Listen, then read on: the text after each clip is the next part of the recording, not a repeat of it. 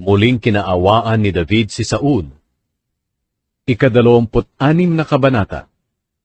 Isang araw, may pumuntang mga taga-Ziph kay Saul sa Gibeya at nagsabi, "Nagtatago po si David sa kaburulan ng Hakila na nasa harap ng Jeshimon." Kaya umalis si Saul patungo sa ilang ng Ziph, kasama ang 3,000 na kanyang piniling tauhan mula sa Israel, para hanapin si David. Nagkampo sila sa tabi ng daan, sa kaburulan ng Hakila, na nasa harap ng Jeshimon. Si David ay nagtatago sa disyerto. Nang mabalitaan ni David na nasundan siya doon ni Saul, nagpadala siya ng mga espiya at nalaman niyang dumating nga si Saul. Pagkatapos naghanda si David at pumunta sa kampo ni Saul. Nakita niya si Saul at si Abner na anak ni Ner, na pinuno ng hukbo ng mga sundalo. Napapalibutan si Saul ng mga sundalo na natutulog. Tinanong ni David si Ahimelech na Heteo at si Abishai na anak ni Zeruya at kapatid ni Joab.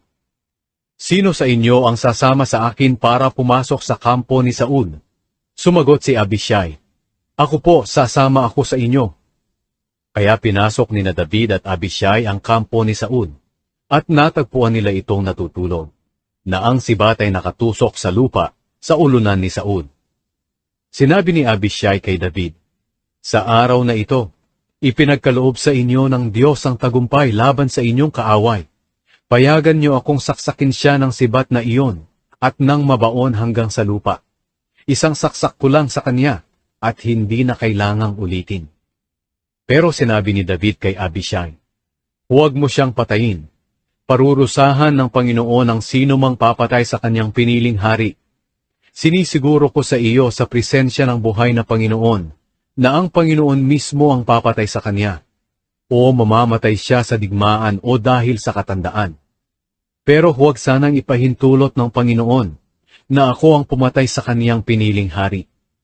Kunin na lang natin ang sibat at ang lalagyan niya ng tubig na nasa kanyang ulunan, at umalis na tayo." Kaya kinuha ni David ang sibat at ang lalagyan ng tubig na nasa ulunan ni Saul, at umalis na sila. Nakaalis sila nang walang nakakaalam o nakakakita sa nangyari. Walang nagising sa kanila, dahil pinahimbing ng Panginoon ang kanilang pagtulog. Pagkatapos, umakyat sina David sa burol na nasa kabilang gilid ng kampo hanggang sa di kalayuan. Sumigaw si David kay Abner, na anak ni Ner, at sa mga kasama niyang sundalo, "Abner, naririnig mo ba ako?" Sumagot si Abner, "Sino ka? Ano ang kailangan mo sa hari?" Sumagot si David, "Hindi ba't ikaw ang pinakamagiting na lalaki sa buong Israel? Bakit hindi mo binantayang mabuti ang hari na iyong amo? May nakapasok diyan para patayin siya. Hindi tamang pabayaan mo ang hari. Isinusumpa ko sa buhay na Panginoon, dapat kang mamatay pati na ang mga tauhan mo, dahil hindi ninyo binantayan ang inyong amo, ang haring pinili ng Panginoon. Tingnan nyo nga kung makikita pa ninyo ang sibat at lalagyan ng tubig na nasa ulunan niya." Nakilala ni Saul ang boses ni David. Kaya sinabi niya, "David, anak, ikaw ba iyan?" Sumagot si David, "Ako nga po, mahal na hari. Bakit ninyo hinahabol ang inyong lingkod? Ano ba ang ginawa kong masama? Mahal na hari, pakinggan ninyo ang sasabihin ko. Kung ang Panginoon ang nag-udyok sa inyo para patayin ako, tanggapin sana niya ang aking handog. Pero kung galing lang ito sa tao, sumpain sana sila ng Panginoon. Dahil itinaboy nila ako mula sa aking tahanan at inutusang sumamba sa ibang mga Diyos. Huwag sanang ipahintulot na mamatay ako sa ibang lupain, na malayo sa Panginoon. Bakit ako pinag-aaksayahang habulin ng hari ng Israel? Gayong tulad lang ako ng pulgas.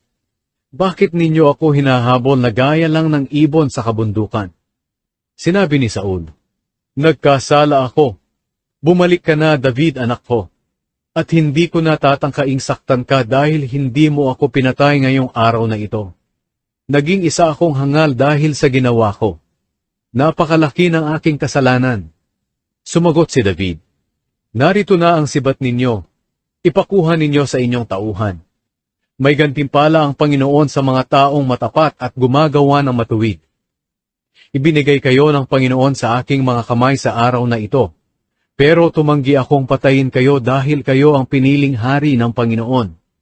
Binigyan ko ng halaga ang buhay ninyo ngayon. At sana'y bigyan din ng halaga ng Panginoon ang buhay ko. At iligtas niya ako sa lahat ng kapahamakan. Sinabi ni Saul kay David, "Pagpalain ka, anak ko. Marami pang dakilang bagay ang gagawin mo, at siguradong magtatagumpay ka." Pagkatapos, umalis si David, at umuwi naman si Saul.